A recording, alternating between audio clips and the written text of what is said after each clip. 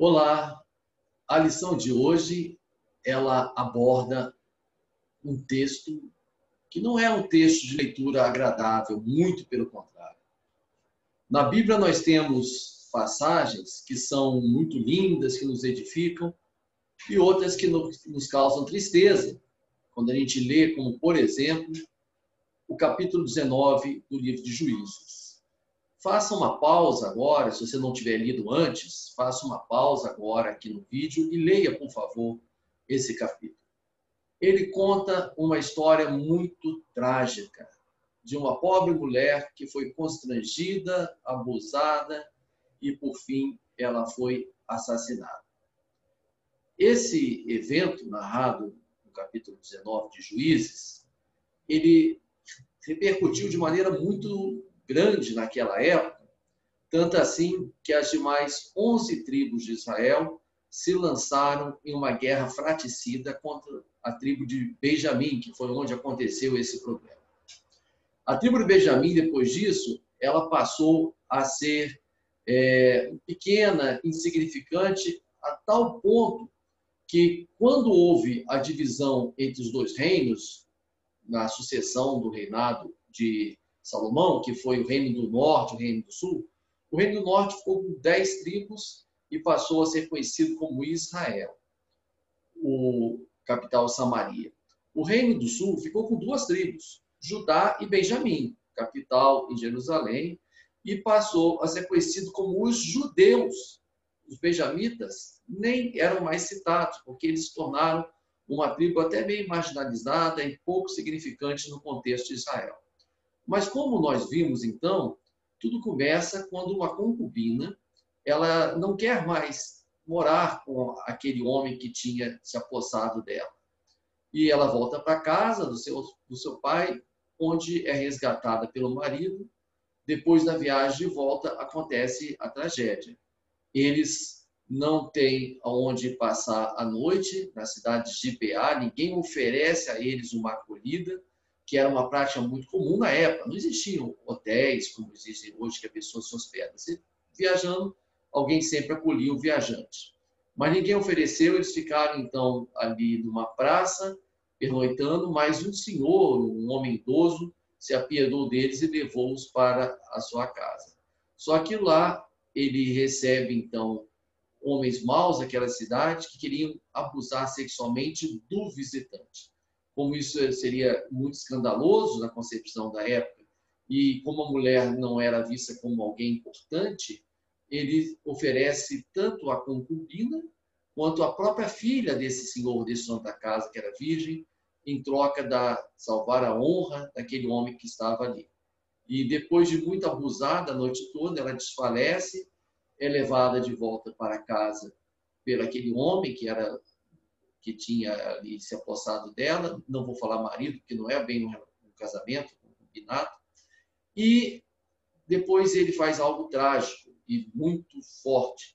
Ele a esquarteja em 12 pedaços para mandar um pedaço para cada tribo de Israel para denunciar aquela violência que foi feita contra a sua concubina. E daí dá origem à tal guerra fratricida que nós já falamos. Isso aí é o resumo, então, da história. Mas vamos ver um pouco cada um dos personagens ali. Começando pelo levita. Os levitas faziam parte da elite de Israel, como nós sabemos.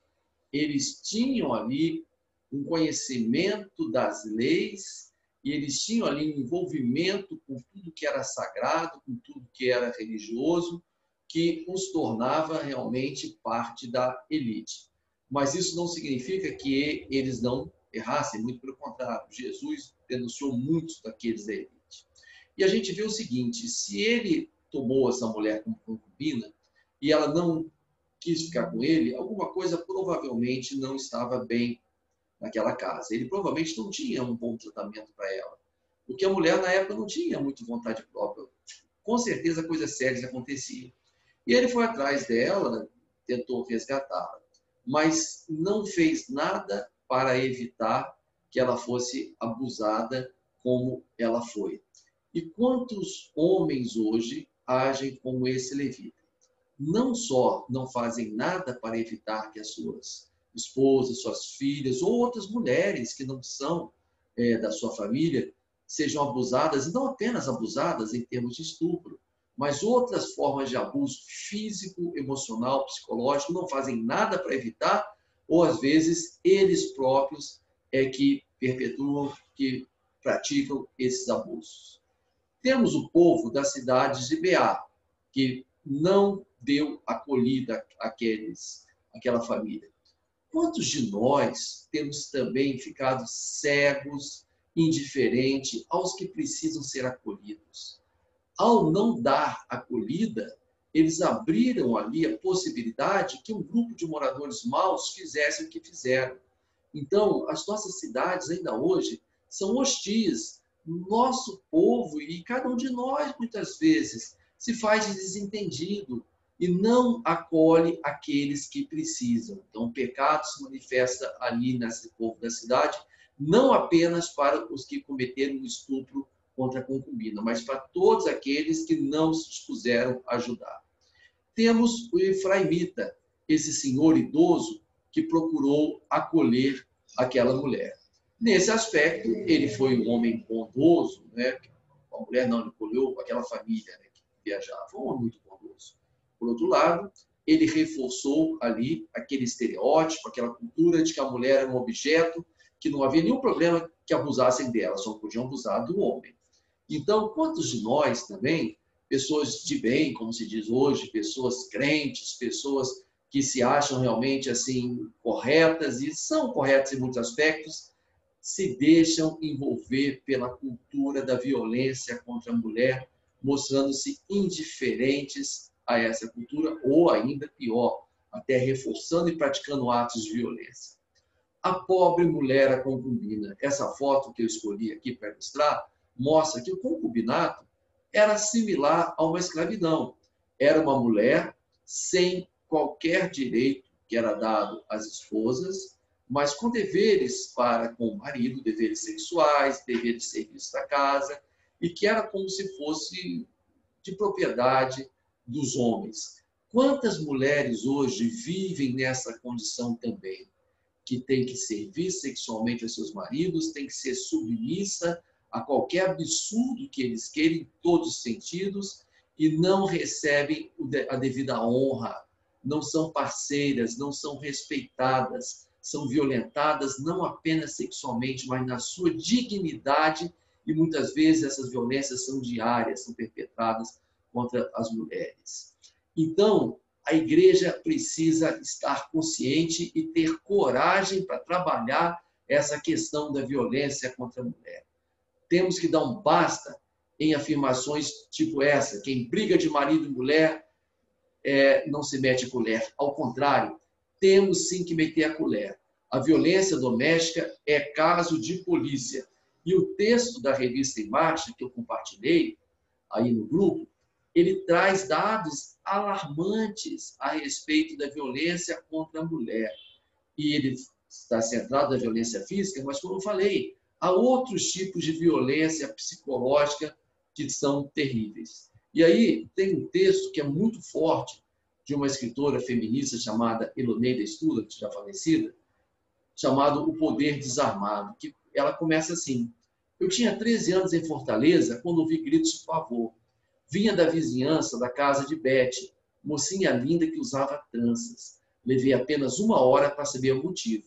Beth fora acusada de não ser mais virgem e os 2 irmãos a subjugavam em cima de uma estreita cama de solteira para que o médico da família lhe enfiasse a mão enluvada entre as pernas e decretasse se tinha ou não o selo da honra. Como o lacre continuava lá, os pais respiraram, mas a Beth nunca mais foi à janela, nunca mais dançou nos bailes e acabou fugindo para o Piauí, ninguém sabe como nem com quem. E continua dando alguns testemunhos, contando alguns casos nessa direção. E aí eu vou colocar também, junto com esse estudo, o texto completo que vocês podem consultar.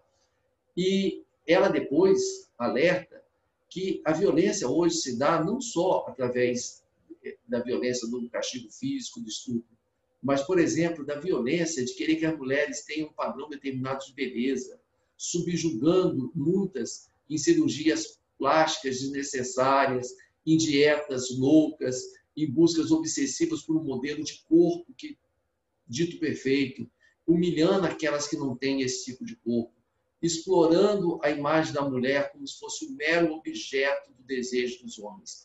Então, o que Deus quer de nós hoje é que nós lutemos para valer contra isso, inclusive dentro das nossas igrejas. Nós sabemos que há homens dentro das igrejas que desonram as suas próprias esposas, que desonram de todo modo mulheres. Nós temos que levantar voz profética contra isso. Isso é inaceitável. Isso é totalmente contrário ao Evangelho. Que Deus nos abençoe, nos dê coragem para lutar contra toda injustiça, inclusive contra as mulheres.